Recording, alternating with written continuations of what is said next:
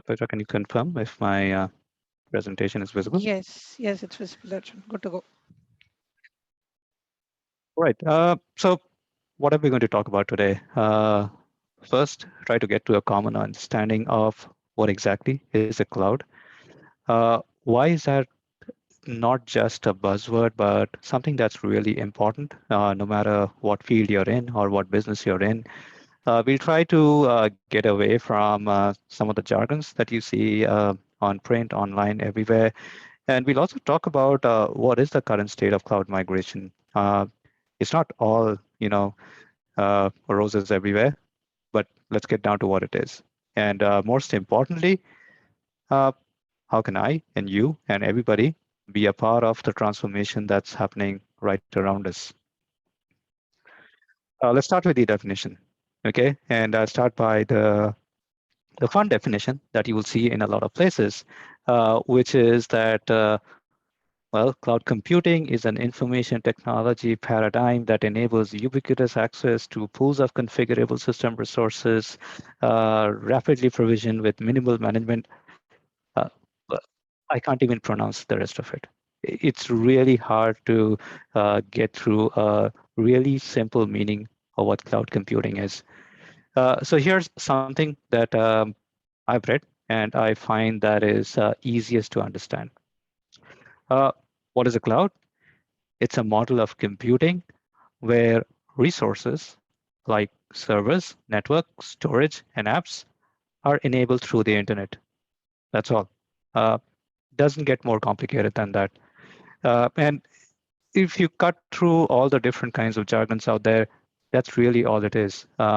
Severing the link to a company or an organization having to host everything, but having an ability to reach all the computing power across the globe whenever they want to. So, uh, through why is it important today? Now, if we look back at what's happening around us, right, specifically in the last 18 months, uh, we are living in unprecedented times. The pandemic, we have, the remote work experience, the new normals, so much happening around us. In fact, as I say that it has foundationally changed the way that we learn and we work and connect and worship and live our lives. That's how deep an impact the last few months have had on all of us.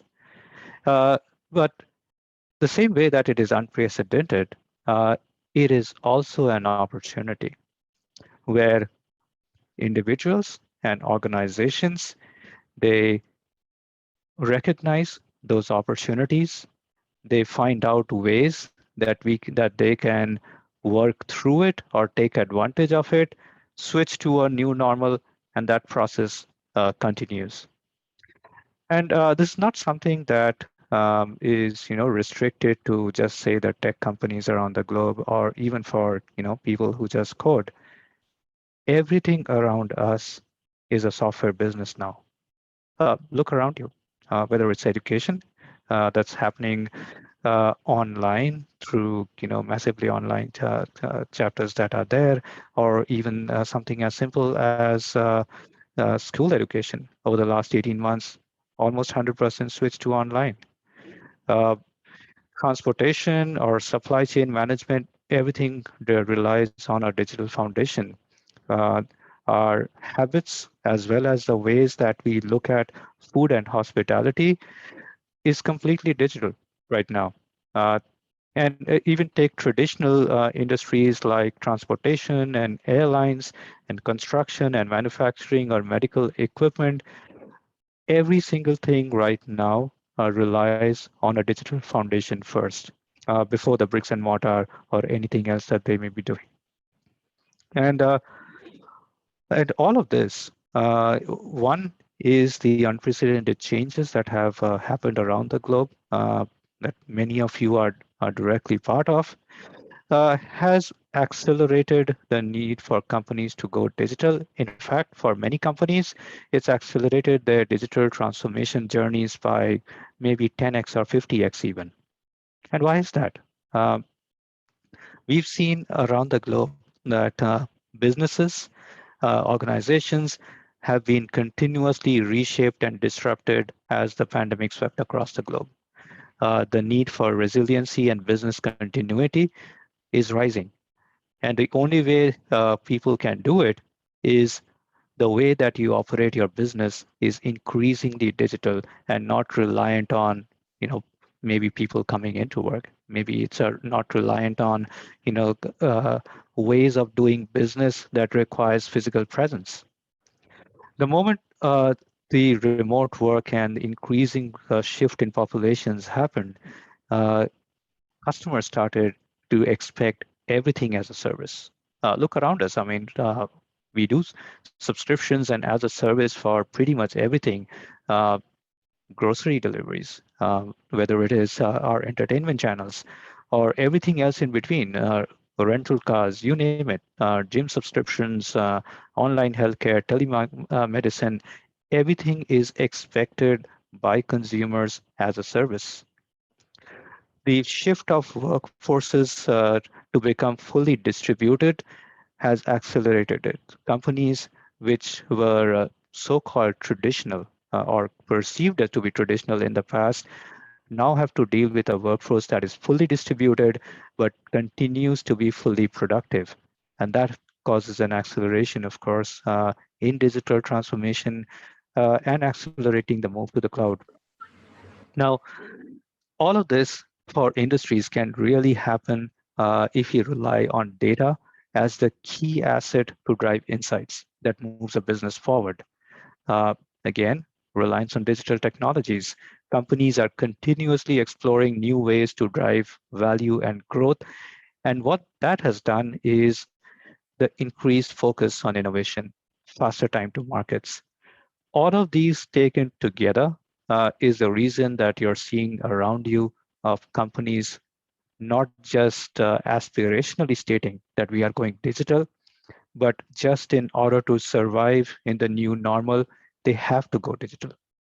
And a cloud is a great way to take companies where they want to go. Now, we talked about the impact, right, that this has had. We'll take a few examples. In fact, some of you will be able to relate to some of these. Healthcare, especially in the new times that we've been experiencing, the ability to have virtual care and telehealthcare available to us is a huge boon that has allowed societies to survive. Citizen services can only be given at scale, and we are seeing this right here in India, is if the government embraces digital of a way of providing societal services. For students, the entire education industry has been pretty much upended, where we only believe that the way to acquire education is to go to a school. Now it's becoming billions, tens of billions of dollars being spent to ensure that learning continues and it is safe for students to connect and learn. As consumers, we expect things to be digital, whether it is our financial services like banking and touchless payments and all the great things. Uh, you know, so you don't need to swipe your card, tap your phone, right, or pay through digital wallets. All of that you are seeing exploding all around you, especially in things like retail. Uh, I'm sure many of you now accept that the way to shop is to go digital and order online. Everything around you is impacted, and the digital first economy. Now, uh, pay attention to the phrase, right? It is no longer digital aspirational, it is digital first. And it is no longer something that we would just put digital transformation on our companies and talk about it in the press to show how cool we are. It's now just become essential for every single sector and every business around us.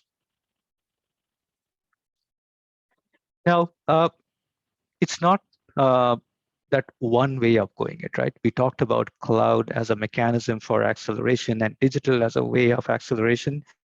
Uh, let's hear from some of the leaders on what they say about how they are innovating, embracing digital transformation, and disrupting the industries around them. Uh, from Ford Smart Mobility, uh, the realization that change is sometimes uncomfortable. We have to look at ourselves and say that what got us here as individuals, as societies, as organizations is not what is going to get us to where we want to go in the future. And increasingly, it is a digital and cloud future, as all of you are seeing around you. For CVS, the medical stores, that heavily now invests. Imagine this is a pharmaceutical company, right? Increasingly leveraging AI and ML to deliver the insights, to provide healthcare services to people who need at a distance, uh, but also thinking of the seamless transition between digital and physical worlds as they provide their best services to their customers. That's how we have to think about it, right? It is not a digital or, it's almost always a digital and. And how does this move forward? Uh, it's primarily through the way that cultures around organizations are changing. I mentioned traditional industries. The culture in those industries also are definitely changing, and everybody needs to play a part to make sure that we move forward. Okay, again, as organizations, societies, and individuals. Okay, let's talk through a few of the cloud computing jargons, some of which that you may have heard of, some of which, well, that I'll try to demystify. And let's be honest, right? Um, once a particular phrase or theme of picks up around the globe, the amount of jargon that you're going to hear is sometimes going to be really mind-boggling. Okay, let's talk a little bit about the ways that clouds are deployed. Okay, and the way to think about it is where is the actual cloud and who owns it. All right, um, a private cloud, that's where many organizations, especially traditional ones, started, is a company's own digital infrastructure.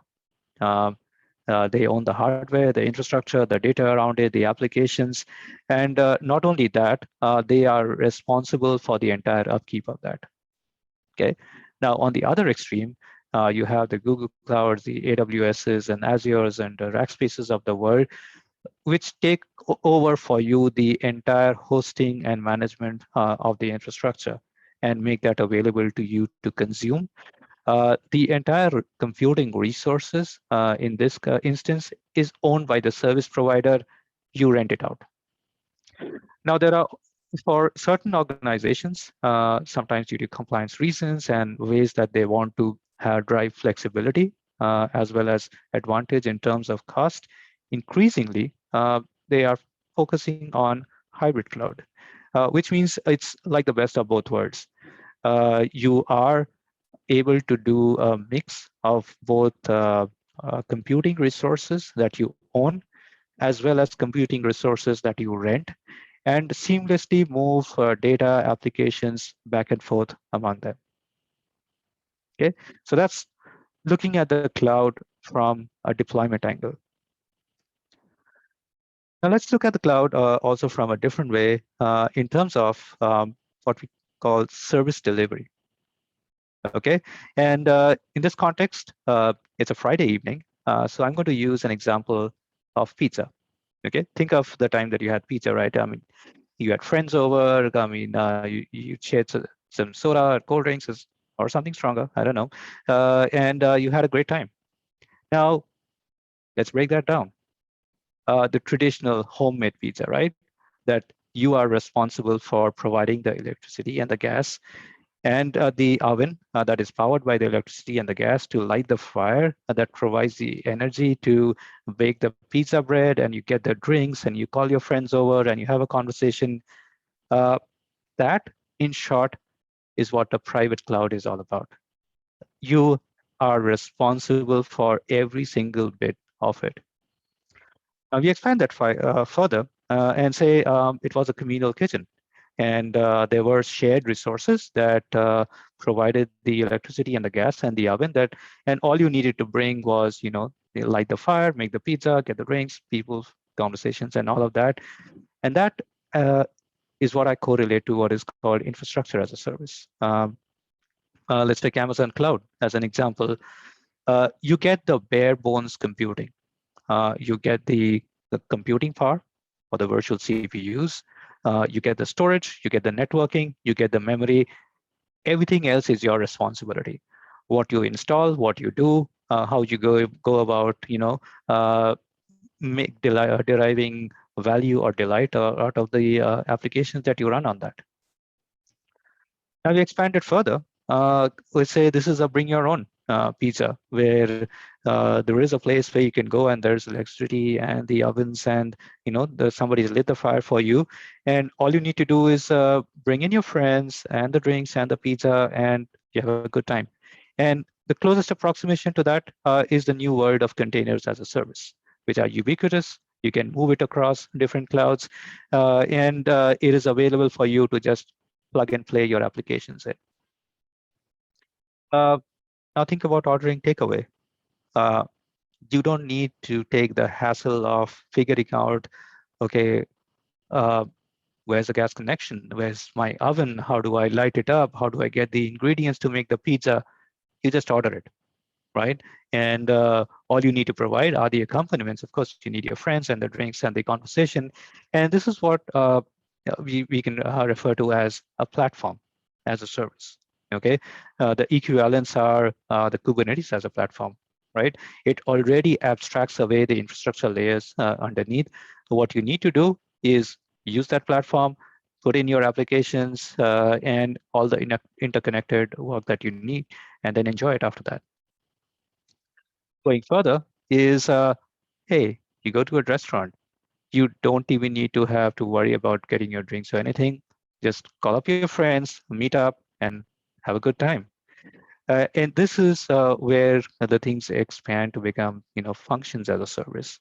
There's a pre-configured functions that you can deploy, and you can use it to, write a lot of cool stuff, whether it is, let's say, Amazon Alexa functions or something similar. And last is, well, that's almost a party, right? Everything is organized by somebody, let's say an event manager, right? They make sure that all the resources and the infrastructure and the food and the drinks, in fact, they even take care of making invitations to your friends. All you need to do is show up and have a good time. And that is what we refer to as SaaS, or software as a service. And the example of that is, let's say, Instagram or your Amazon e-commerce app. Okay, you don't need to worry about where it's running, how many servers are needed to power it, how much air conditioning that I need for the data centers. I don't even need to worry about whether it's using a particular brand of database, whether it was coded in Java or Go or Python or whatever. All I need to do is directly consume that service for whatever I need. Now, one of the things that you will notice, right?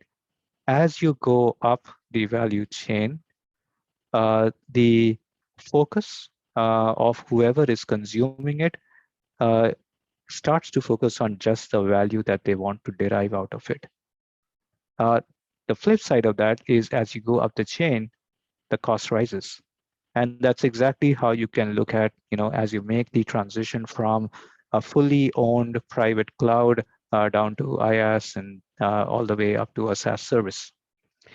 And if you break that down into the other components in the actual computing world, think of it, as I said, the computing, the storage, the networking, the hypervisor on top of it, which virtualize all of that away for you, the operating system that you deploy on top of it, the containers that you deploy of it, the networking part of it, the actual application, the functions, and the data. Now, that's the way that you can think of what the cloud is. When anybody talks cloud, you think pizza. You immediately know what it is. Okay. Uh, but is that all that, like I said, roses and unicorns everywhere? Um, let's take a look at what the actual state of cloud migration is. Okay. Now, why are companies adopting it, right? I mean, is it just a hype cycle? Is it just because we went through a pandemic and it's going to die down after time? That's not really true. There are significant reasons why adopting cloud for digital transformation is a requirement. Number one is, if used well, you can derive a lot of cost savings. Okay, and now you would look at me and say, hey, that sounds counterintuitive. It's easier to make my own pizza than go to or cheaper to make my own pizza than go to a restaurant. But think about it this way, right? When you're talking about owning all of your infrastructure on your own, it means that not only do you need to buy it, that is a large capital investment, you need to maintain it, you need to maintain a workforce. So even though you're a brick and mortar manufacturing company, you now need to have a large IT shop which maintains all of your infrastructure. Now, infrastructure has a very short shelf life, which means you have to continuously spend to even start upgrading it. And very rapidly that becomes cost ineffective. What you get with a cloud also is scalable performance. You can rent small, you can expand as your needs grow, and you can shrink back in. It's not just always that if I am buying infrastructure, I have to buy something looking at what my business is going to be 3 years from now. With public cloud, especially, you immediately get global reach. You don't have to invest in buying or renting a data center somewhere else. You just invest in the services. Or if you're using SaaS, you automatically have global coverage. Now, what this also means is, again, if used right, you can build tooling around it. You can make sure that your uh, intelligent workforce is focused on doing what is best for your business, not just the infrastructure components. And that's where you can get the productivity gains. And of course, dispelling myths that have been there in the past, clouds are increasingly the go-to place for security. In fact, the kind of certification some of the public cloud providers have, it would be extremely hard for an on-prem data center to even come close. Okay, but it's not always been easy, right? People are using public clouds, in fact, multiple public clouds today, or a mix and match. And here's some feedback that was recently found from a VMware study earlier this year is, well, uh, people still perceive risk due to risk around data security and privacy. Certain countries have data localization laws, and that causes challenges. What it also means is, if I want to de-risk and maybe I go to multiple public clouds, uh, they are not all the same. They are inconsistent. How do I build my hooks between Azure and Google Cloud and IBM software all together when all of these cloud providers don't provide consistent APIs or ways that we can work together? Skills gap. Okay. How do I make sure that I have enough talented people that in-house who are able to derive the right value from these clouds? Complexity. Increasingly, as you scale on the cloud, uh, starts off small, great, but if you go and expand and go across multiple clouds, it becomes really hard to manage it through a common policy-driven process. And of course, how do we optimize our spend?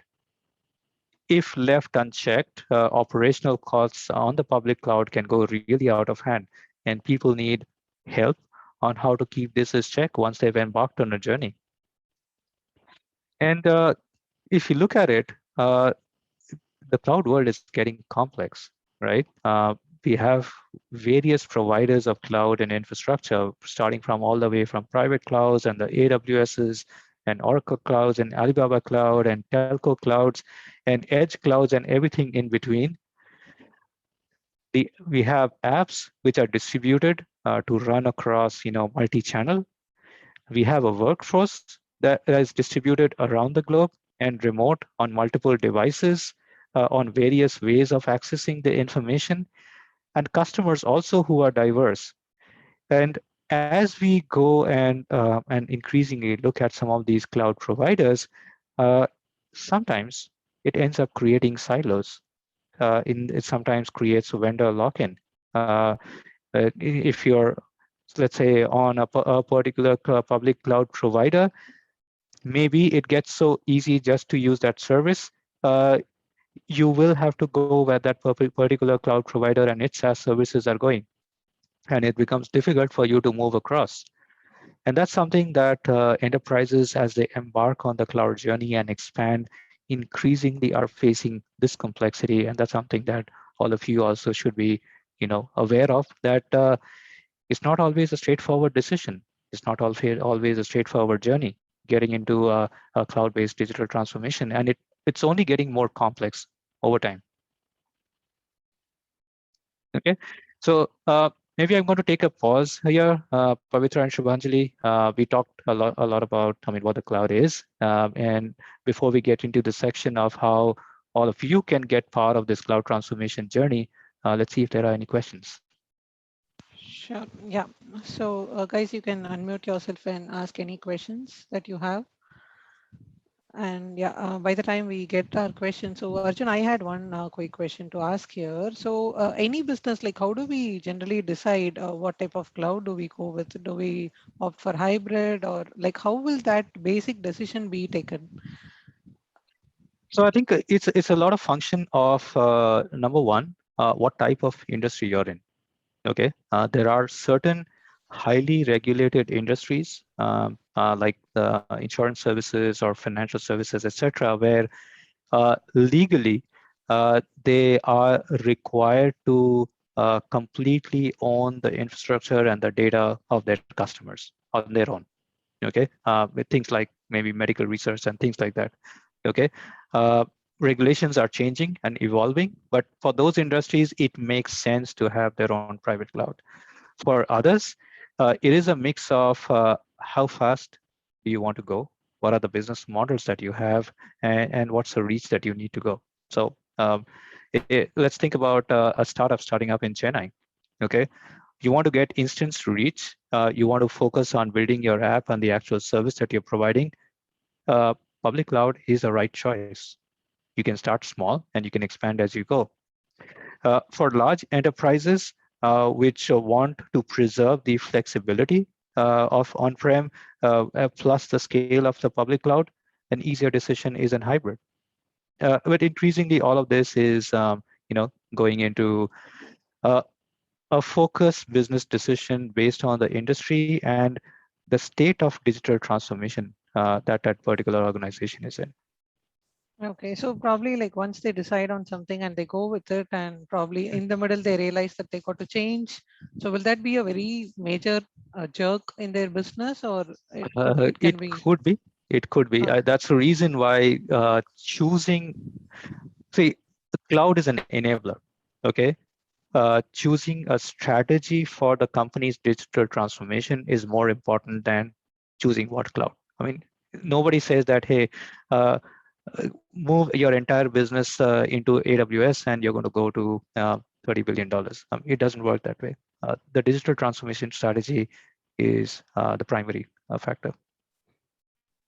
Sure. Yeah. Thanks, Arjun. So I had one question, Arjun. So like we keep hearing, like you said, that there is cloud and every organization needs to move to cloud.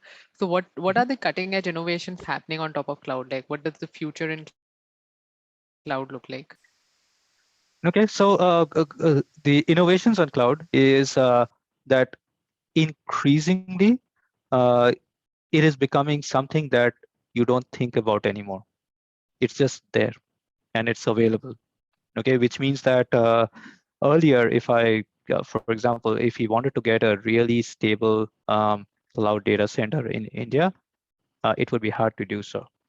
Now, pretty much anywhere around the world, you have multiple choices of service providers that is making it easier for you to consume. The other part that's happening is the innovation around the cloud space, that it's not just somebody providing you compute, memory, and so on. It's ways that you can do AI and ML on the cloud, cloud on the edge. I mean, that's coming in brand new, whether it's a retail cloud on the edge, on telco clouds, the various flavors of the clouds, the ease of which that you can access them. And more importantly, it's the ubiquitous nature of it. It's no longer something that is, on an innovation hype. It's mature, and it's scaling to newer models. Right. That was like, I think there is a lot of opportunity and a lot of, technology that is happening there. Yep. And we have a question on chat. Probably I'll Mhm. take that up. And then we also have Vijay who has raised his hand. So the question is from Divya. She asked, how is cloud important for the management consulting domain? Well, number one, in management consulting, increasingly, you're not going to be at your customer site anymore. You will have to study, evaluate the business processes that you're consulting on. You will have to meet with them. You will have to provide strategies. And increasingly, the strategies that you're going to provide are going to be digital strategies. So it's important to know how to blend in your business consulting or the process consulting that you're doing, and make sure that it can be delivered and implemented in a digital first manner. So really important. Right. Thanks. Vijay, you can go next. Hello, sir. I have two questions. Number one Mhm, is that when you, as a freshman, when you join into cloud jobs, how mhm. do they take you? I mean, like either based on particular domain, or do we need to have an experience in entire domain, like all different types? So this particular question, I would ask you to hold on because the next part of the presentation covers it. Okay, Vijay? Okay. My second question is that when it comes to a person, when I see in LinkedIn, I see many people taking certification in different things. And I ask Mhm. frequently to many experts also the same question, that which matters? Having all the certifications in different domains is first priority, or having a proper specialization in one specific domain is better? So which one would you choose? Personally, it depends on the role in the cloud that you choose to take. Okay, and you'll actually couple of slides down, we're going to talk about the different roles that are out there. There are certain roles that requires you to understand multiple different clouds. Okay, there are certain roles that expect you to go deep into one cloud. Okay, one form of cloud for that matter. So completely depends on career choice and the role that you're playing. Okay, uh, personally, uh, and this is my personal opinion, okay, don't take it otherwise, is the certification is not as important as the real world practice that you do. Okay, you can have the best certification or theoretical knowledge in the world. If you can't run a Terraform script and spin up a cloud or something, uh, certification is no good. Okay. Yeah, thank you. Thank you. Thank you, Vijay, for your questions. So any other questions do we have, like apart from the roles and how to enter into the cloud industry and all? So we can put the theoretical questions here and then we'll move forward. I have one question, Shubhanjali. Yeah, please, Ashok. Um, Arjun, how much time do you think it is going to take for the players in the market to adapt to the SaaS model? So I know already people have started thinking about SaaS and other flavors of SaaS, but how much time it is going to take starting from today, maybe? Good. Like, and what is the percentage of occupancy of SaaS model in the market? Maybe a last question. I mean, what do you mean by today's players? Most of today's players are already SaaS. Okay, but let's talk about it. Right? Is there's probably maybe think about at least the next 5 to 10 years, as I see it. There is still going to be a need for on-prem software products. Not everybody, either due to regulation or business reasons, is going to be 100% consuming SaaS services. There is always going to be a mix. And the best players that are out there, okay, and you think about it, right? Adobe Creative Cloud, okay, it's available to you on SaaS. It's also available to you as a subscription model that you download and install. Microsoft Office that many of you may be using, right? It's available as a SaaS service. You can just go to a browser and do whatever you wanted to do over there, or Google Docs even for that matter. It's also available to you in a seamless manner as a product that you can use on your laptops or your mobile devices. And the best companies that are going to be out there, in my opinion, are the ones that will provide a seamless experience that shifts between the two, a SaaS version of the software as well as an installable version of the software. Okay, because that provides choice to the consumer, and that caters to a wider model. I mean, if you look at the economy, or I mean, let's say in the India context, a lot more of installable software than SaaS, even though we got a larger number of SaaS startups over here. Okay. Sure, that answers my question, Arjun. Thanks. Thank you. Yeah, Bhavna, you can go. Arjun, we have one hand raised here. Okay. All right. Sure. Yeah, Bhavna, please go ahead.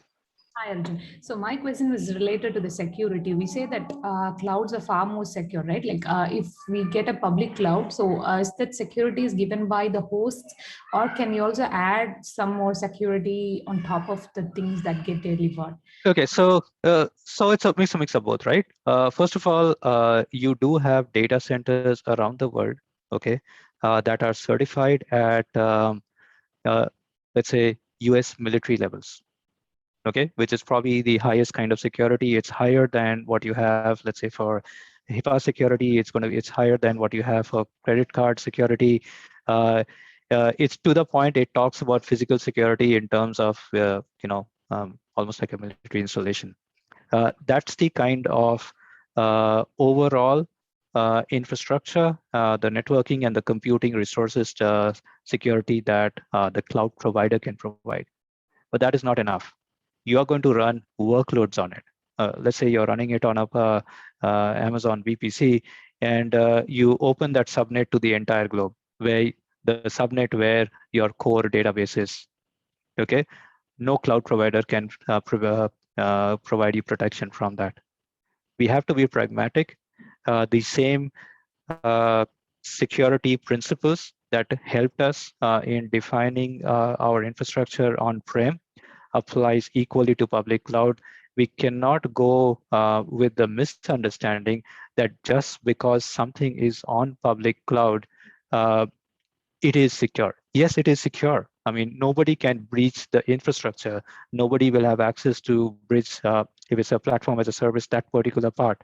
But if you build or run your custom workloads over there and you leave them wide open, you're inviting trouble. We need to make sure that we build security as a foundation. Most cloud providers give you the tools to do that. There's tons of security tools at Amazon, all the way from access control list to subnet security to building firewalls on the top. All of those are available, but we need to know how to configure and protect our applications. Okay, Arjun, I got it. Thank you. Yeah, Yashwini, you can go next. So yeah, I have worked with Firebase, but today I'm learning about cloud computing. So what category does that fall into? Because it has authentication, messaging, storage, and everything. So Firebase is almost platform as a service, right? It's because you still need to build something on top. yes. Correct. I mean, say compare that to, let's say, Salesforce.com. Which is providing CRM services out of the box. Firebase, it provides a platform, but you still need to build something on top. Thank you. Okay, to move forward. Yes, Arjun, we are good. All right. So, well, some of the myths. Okay. Uh, First one, and I think some of you asked had questions around the same thing, right?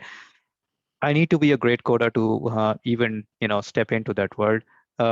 Realistically, you just need to sign up for a public cloud free account and start using it. You need not be a great software developer to start with. You don't need any of those skills except a desire to learn. Is cloud only there for somebody who has years and years of IT experience? That's completely false. It's used by everybody around the globe, from students in high schools or sometimes even in middle school, all the way to engineers with decades of experience. Uh, Very likely, in some form, you're already using the cloud.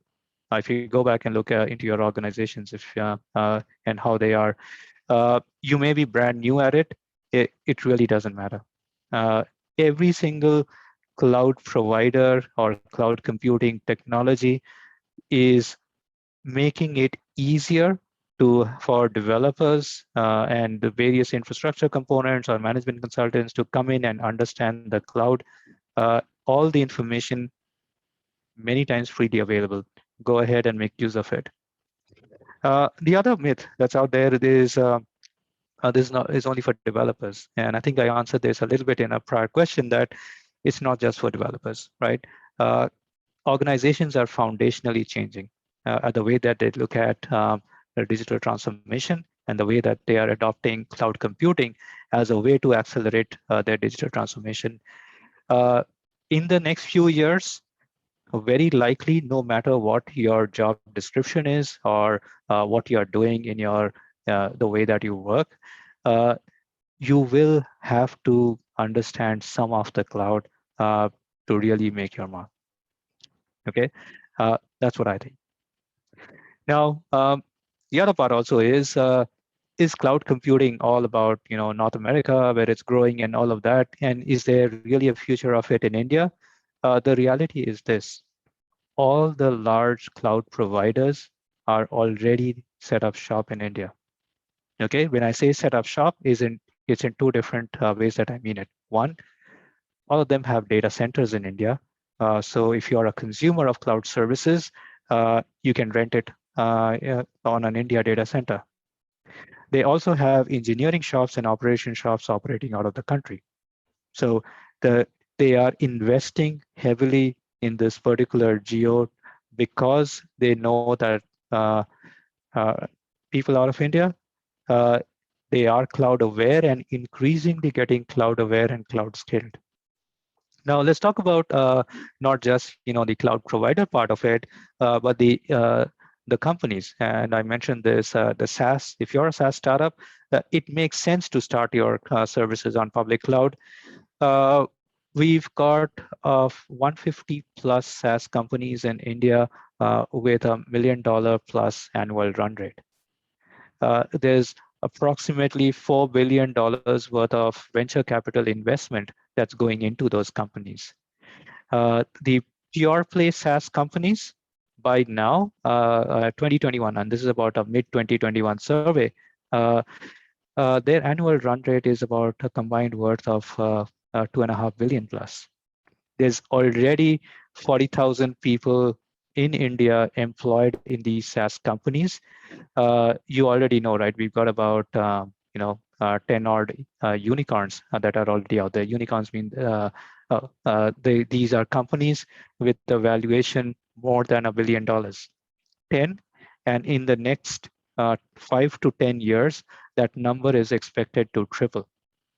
So if you're thinking about a future in cloud computing, or even debating whether you should think about a future in cloud computing, uh, those are the stats right in front of you. It is happening here. All right, so what's some of the different ways that you can make your cloud computing career choices? Okay, and there are various ways that you can go out there, right? You could be a cloud administrator, which means that you manage a company's cloud presence and its infrastructure and make sure that you do all the configurations that are required to keep it up and running and provide the best value. You could be a cloud engineer, that you are implementing the company's cloud strategies by moving workloads to the cloud, or maybe to and fro between on-prem and public cloud, and making sure that the software or the service that your company provides is reaching the largest scale that is possible. Security, someone mentioned security. This is a huge area right now, as regulated industries like banking and insurance and healthcare and governments are moving into the cloud. Increasingly, there is a need for a large talent pool of cloud security analysts, because I think someone asked the question, hey, do I need to think about security because clouds are supposed to be inherently secure? Of course you do. There's various ways that public cloud deployment has not protected enterprises from data breaches. It's all up to the security analysts to ensure that the variety of bad players out there.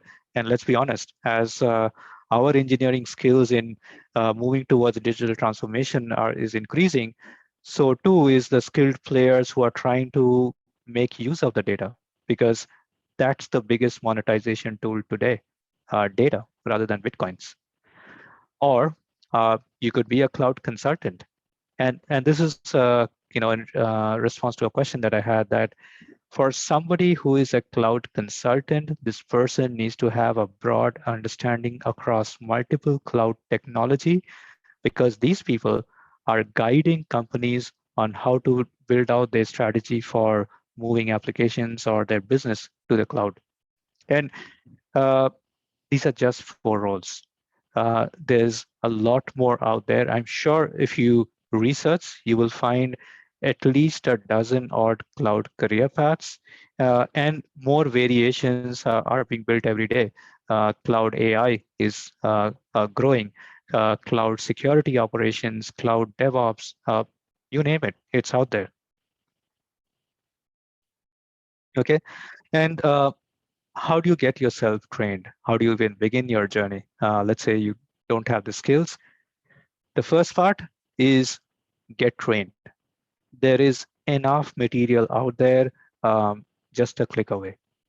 Uh, Hours and hours of YouTube, LinkedIn Learning, Udemy, you name it.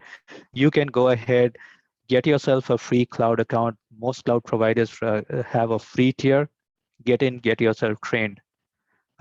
If you are starting your journey, get yourself certified. Okay. In the absence of experience, certification matters, but that is not enough. Get to a point where you can get hands-on. Find ways to get hands-on. Uh, uh, Donate your time to a startup. Work with a nonprofit. Get their infrastructure onto the public cloud. And after that, it's all open for you. Build your networks, maybe through avenues like Women Who Code, and find ways that you can take your pick of cloud careers that are out there. Okay, all of the cloud is available to all of you, ready for the taking. That's what I believe. All right. That gets to the end of the presentation piece of it. We'll open it up for questions again. Pavitra and Subhanjali. Thank you, Arjun. I think that was very, very insightful. I mean, we keep seeing all these things, right? But going through the maze of so many different roles and different clouds, how to even get started, how to get on the bus before it leaves, it was a very insightful session.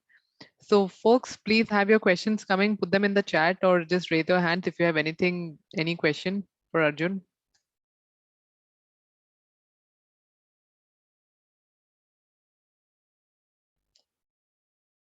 I think your last slide answered it all, Arjun. Yeah, That's what. Shanmuga, Yeah. you can unmute yourself and yeah, we have one. Yeah, maybe I'll keep it on the last slide. Yeah. Yeah. Okay, hi Arjun. It was a very nice and informative session, and it gave some clarity like on cloud computing. So I just want to understand where VMware is on this cloud transformation, and how much did we reach in this cloud transformation? All And right, also one more interesting question question. is, and one more question is what is the contribution of VMware towards cloud computing, and where role it does? So just want to have more Okay, that's a clear lot of understanding. questions. Okay, let me try to understand its sequence. Okay, so let's start with VMware's mission today. Okay, um, it wants to be the trusted digital foundation for every enterprise across the globe. Okay, and VMware business is few years ago was all on-premise private clouds and so on. What it has now expanded to is that vision of uh, any app, any cloud, anywhere. Okay, starting with the foundational part of it, which provides computing and virtualization, whether it is on-prem or ubiquitous public clouds.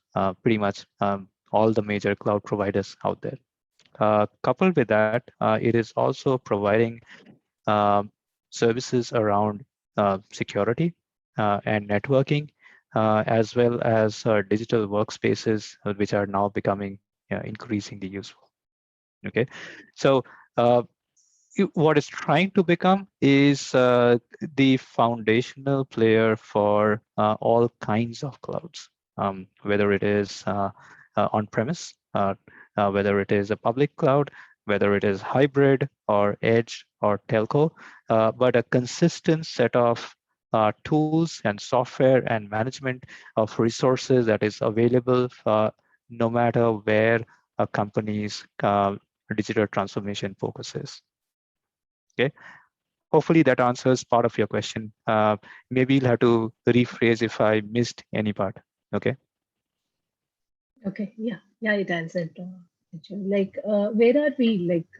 Where are we? Okay, what are we providing, right? We are providing infrastructure as a service capabilities, both on-prem and multiple public clouds.